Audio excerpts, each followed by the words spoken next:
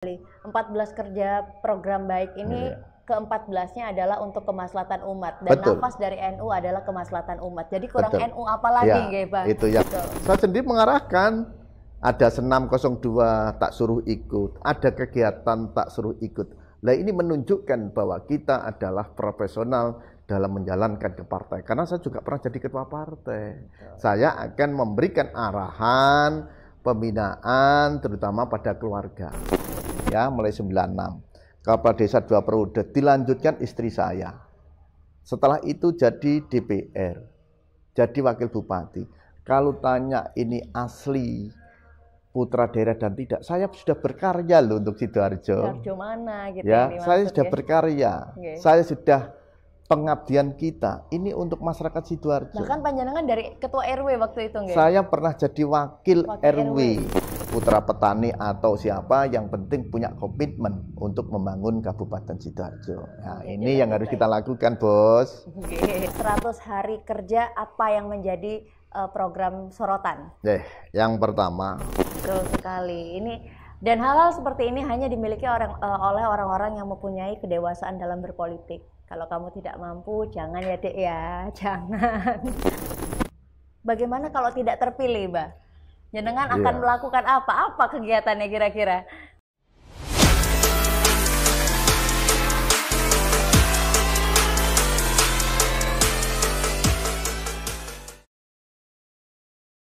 Halo, balik lagi di podcast Golkar Sidoarjo dalam acara Bapak Subandi Menjawab. Jadi saya yakin ada pertanyaan-pertanyaan yang sering muncul baik di TikTok, di Instagram, di sosial media yang tidak pernah terjawab secara langsung. Dan kali ini akan saya tanyakan secara langsung kepada Bapak Subandi, calon Bupati 2024-2029 nih Pak. Terima kasih, Mbak. Pak Bandi, disapa dulu Pak. Kader-kader Golkar Sidoarjo. Terima kasih terutama sahabat-sahabat kader Golkar yang ada di Sidoarjo. Ya. Golkar, alhamdulillah kemarin milad yang ke-60 tahun, ya, Golkar tetap eksis, ya, tetap berkontribusi untuk membangun bangsa dan negara, khususnya Kabupaten Sidoarjo. Semangat untuk Golkar. Untuk Golkar. Pertanyaan yang deg-degan nggak, Pak? Oh, kalau kita itu dibilang deg-degan ya deg-degan, Mbak. Ya mudah-mudahan nanti bisa kita jawab dengan baik, ya. Terutama kebaikan untuk Sidoarjo. Amin. Kita menuju ke pertanyaan yang pertama. Setelah terpilih menjadi Bupati, 100 hari kerja apa yang menjadi program sorotan? Yang pertama, kalau Sidoarjo kepingin maju, Sidoarjo kepingin baik, yang harus kita lakukan adalah tata kelola pemerintahan yang harus kita benahi. Kita sudah menyiapkan merit system, ini harus terbangun. Saya tidak mau tata kelola ini ada ketimpangan. Saya kepingin semuanya berjalan dengan efektif dan baik. Kalau merit system akan terbangun, kita tidak boleh menempatkan segala sesuatu ini tidak di tempatnya. Insya Allah dengan adanya merit system, semuanya OPD, semua ASN akan terwadai secara profesional untuk membangun kemajuan Kabupaten Sidoarjo. Sudah tidak ada lagi kita sebagai pimpinan daerah dengan ASN ada sekat. Ya, ini terus kita bangun, kita rangkul, terutama untuk membangun Sidoarjo. Jadi kalau tadi kita sudah mendengarkan apa yang akan dilakukan Bapak dan juga Ibu ketika terpilih 100 hari kerja pertama, tapi bagaimana kalau tidak terpilih, Mbak? Jenengan akan melakukan apa kegiatannya kira-kira? Kita ini mulai tahun 96, kita itu sudah jadi pengusaha sampai sekarang, ya. Sampai sekarang, mulai dulu sebagai supplier pemotongan ayam, mulai 3,5 kintal sampai 3 ton, sekarang sudah eksis masih jalan. Yang kedua, saya masih mengelola properti, ya. PT Jaya Makmur Api Mandiri ini tetap jalan, ini ada 19 hektar, ada yang 38. Gimana apabila kita tidak terpilih? Namanya ini kompetisi, ya, kompetisi ada menang ada kalah. Apabila nanti kita tidak terpilih, ya saya kembali lagi sebagai orang entrepreneur, sebagai pengusaha, ya. Jadi insya Allah, namanya kita ikut berkompetisi, ada menang, ada kalah. Kalau Allah menakdirkan baik untuk memimpin yang terbaik, saya yakin insya Allah juga akan kita terima dengan baik. Kalau nanti tidak terpilih, saya akan kembali sebagai seorang pengusaha yang seperti dulu, terus melanjutkan usaha pemotongan ayam, juga melanjutkan kita seorang properti ya, yang selama ini sudah berjalan. Nanti selama ini mata pencaharian kita ada dua, yang satu properti, yang satu pemotongan ayam, ini tetap berjalan sampai sekarang. Dan kita masuk ke pertanyaan yang ketiga. Ini pertanyaan yang paling sering muncul di sosial media. Abah, bagaimana perasaannya ketika maju sebagai bupati tapi tidak didukung oleh anak dan juga istri karena harus mendukung kubu sebelah. Betul. Ini juga akhirnya sering jadi meme, Abah. Kan Ya. kalau kubu sebelah kan selalu didampingi istri begitu. Ya. Panjenengan kan selalu dikawal kulo, Mas Adam, Ya. Mbak Revin, ngoten.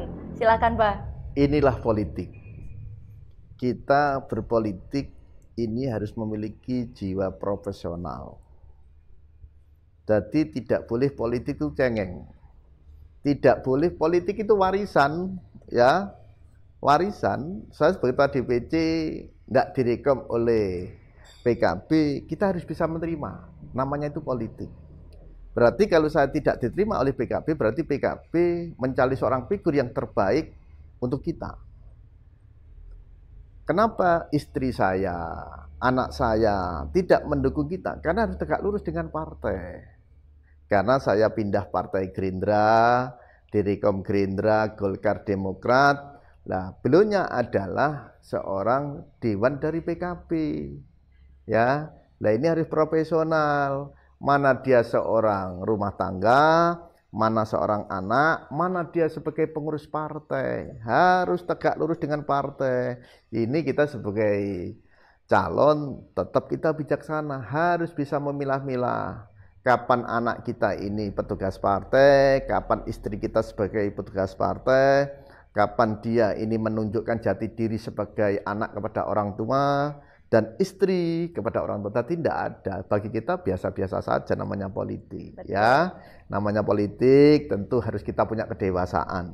Sama-sama, Mas Rapi dan Dr. Sriatun juga kepingin punya calon memajukan Sidoarjo. Dan saya sendiri yang didukung oleh Gerindra, Golkar dan Demokrat juga sama-sama membangun Sidoarjo. Jadi tidak usah warga Sidoarjo kok dan ini dan itu. Ini profesional kinerja politik. Betul. Ya, profesional kerja politik seperti itu. Kadang saya sendiri hari ini kadang lagi viral-viralnya keluarga kita.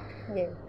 Dr. Sriatun nomor 2, Kaji Rapi nomor 2, sedangkan saya nomor 1. Ya, cuma harus kita ambil hikmahnya. Kalau kepingin baik, kalau di keluarga tetap yang terbaik. Cuma kalau urusan partai, ini adalah tegak lurus dengan partai. Ini yang harus kita sikapi warga Sidoarjo.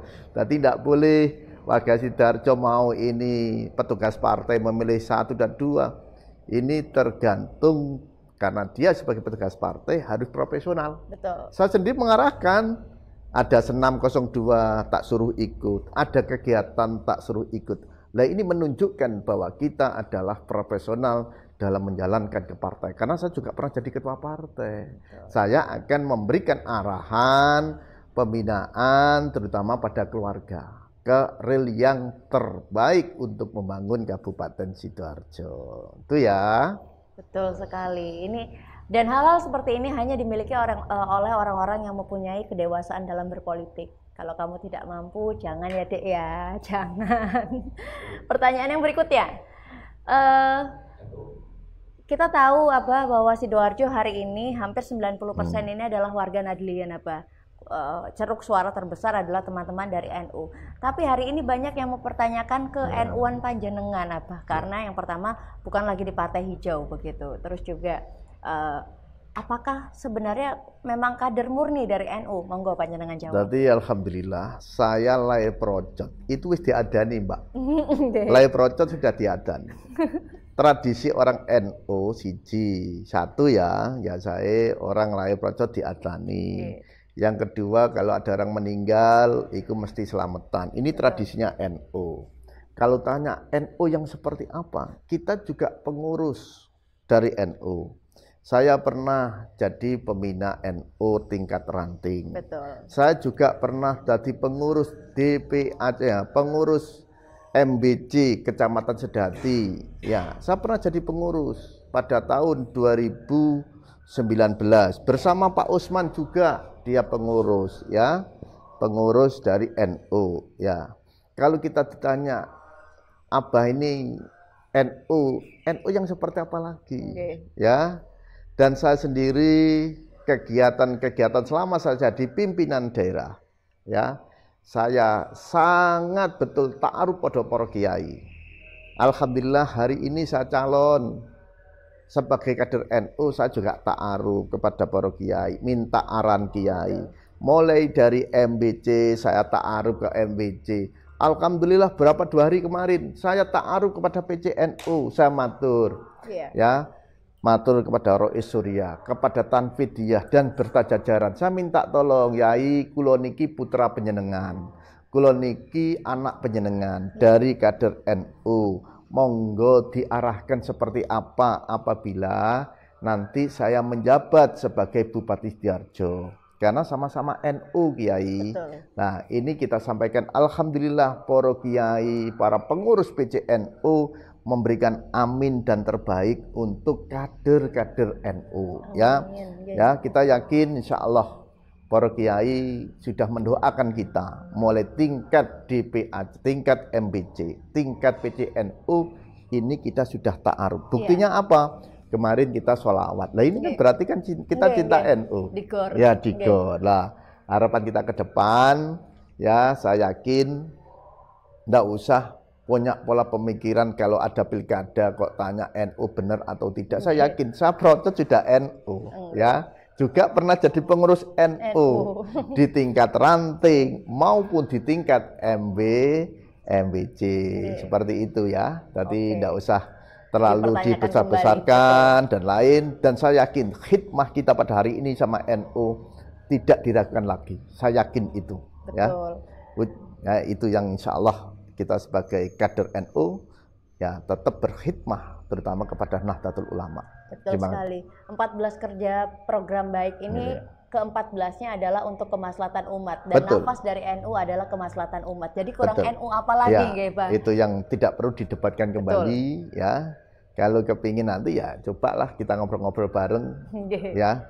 NU yang NU seperti apakah? Apa? Atau hanya NU KTP-nya aja atau gimana ya, insya Allah. Oke, ini pertanyaan terakhir, Bah.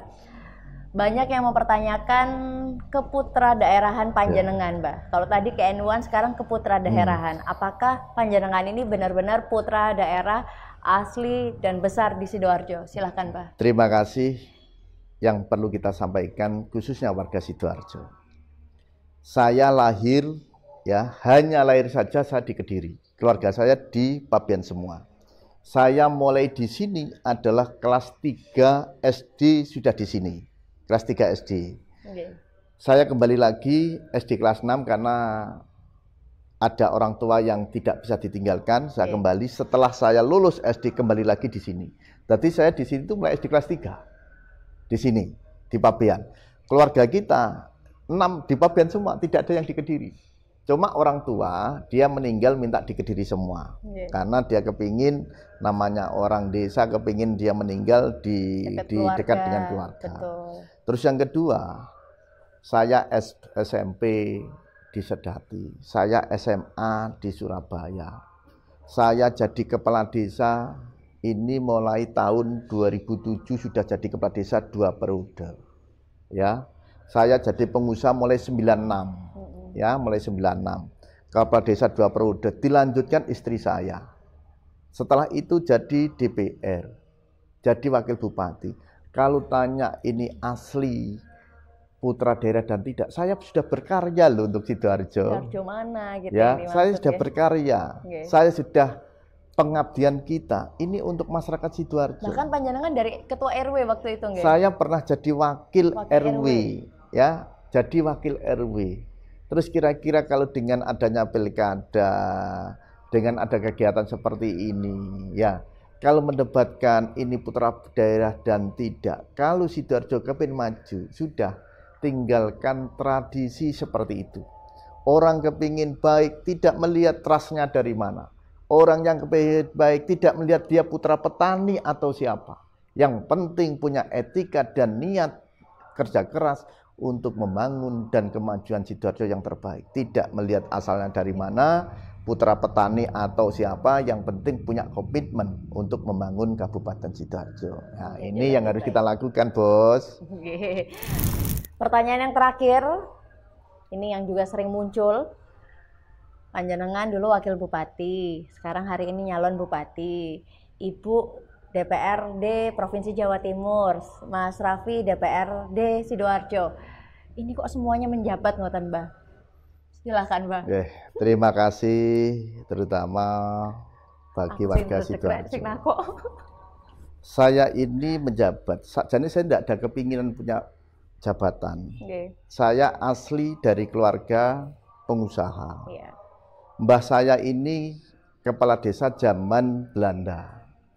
Saya izin orang tua tidak boleh waktu itu. Karena saya usia 22 sudah jadi pengusaha. Karena saya ini sering menolong orang, akhirnya saya diminta menjadi kepala desa. Dan kepala desa pun saya tidak ada keinginan untuk menjadi DPR. Ya, karena waktu itu saya membantu sekolah MI Khairul Huda, ini 3 lokal.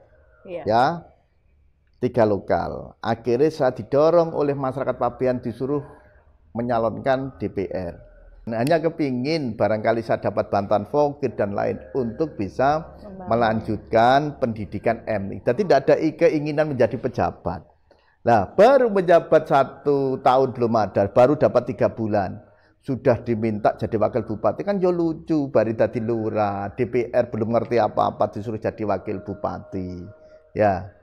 Nah, dari wakil bupati untuk mendampingi Gus Mudur. Jadi semuanya ini bukan keinginan kita.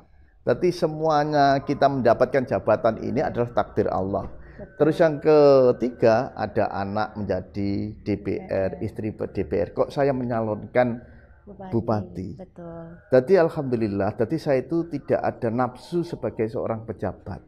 Saya kepingin hanya membantu tata kelola Sidoarjo dengan baik. Ya, saya tidak kepingin bahwa jabatan kita memperkaya diri. Saya sudah selesai. Saya kepingin pengabdian, terutama gimana memberikan rasa aman, kesejahteraan, dan kemudahan sebagai pelayan yang ada di Sidoarjo. Tidak terkait masalah ego jabatan. Betul. Ya, saya jadi wakil bupati ya ndak neko-neko, jadi PLT ya gak neko-neko, ya. Ada orang sakit saya hadir, ada bedah rumah saya hadir, ada orang yang tidak punya keluarga sakit, ambulan kita datangi, kita berangkatkan. Lah inilah tujuan kita, tidak ada rasa nafsu terkait masalah jabatan. Karena saya sudah selesai, saya kepingin mengabdi Sidoarjo, membangun Sidoarjo yang lebih baik. Hanya itu saja. Ya, insya Allah hanya itu, tidak ada hal yang lain. Tidak ada pola pemikiran saya ingin menghargai diri dengan jabatan. Saya sudah selesai. Ya, sudah selesai. Seperti itu. Baik, terima kasih banyak Pak Bandi sudah bergabung bersama dengan kami dalam podcast Golkar Sidoarjo. Semoga pertanyaan-pertanyaan yang selama ini mengganjel di warga Sidoarjo dan netizen Sidoarjo sudah terjawab dengan cukup baik. Terima kasih netizen Sidoarjo. Terima kasih. Waalaikumsalam warahmatullahi wabarakatuh.